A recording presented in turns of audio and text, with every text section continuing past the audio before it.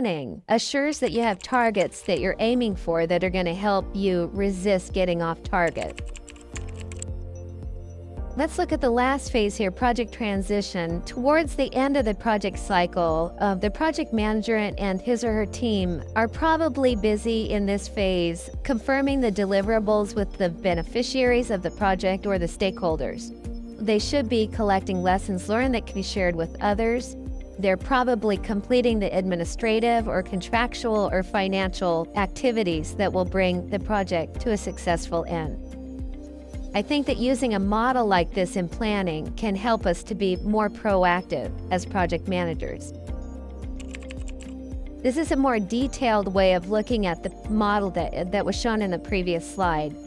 It captures the essential phases that we talked about, and then it gets more detailed about the kinds of tasks associated with each of those phases.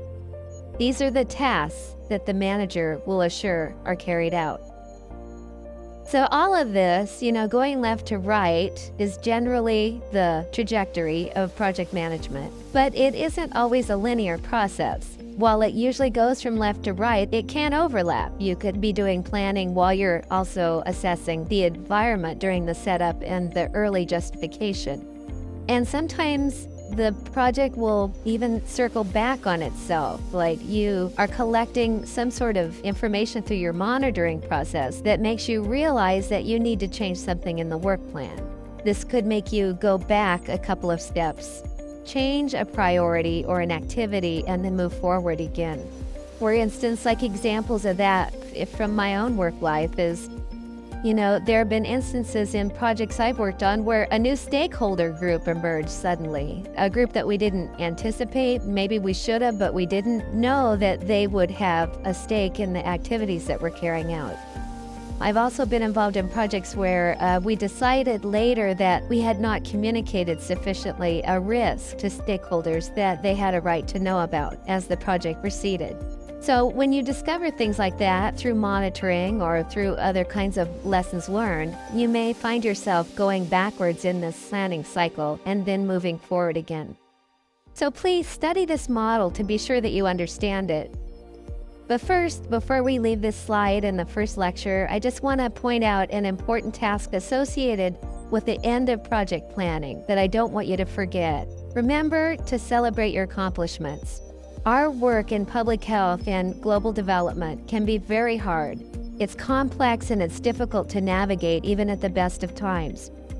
We often manage our work in conditions of ambiguity and uncertainty, which is very stressful for most people.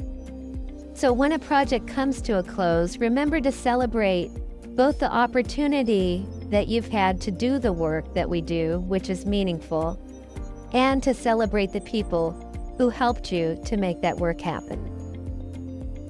Now, if you found this video helpful, educational, or at least mildly entertaining, go ahead and subscribe. Seriously, it helps the channel more than coffee helps project managers. And trust me, that's saying a lot. In the next video, we'll dive into the constraints of project management, the real villains of every project. Budget, time, and scope. Sounds like a love triangle waiting to implode, right? So hit that subscribe button, ring that notification bell, and I'll see you in the next one. Until then, stay curious, stay organized. Thanks for watching.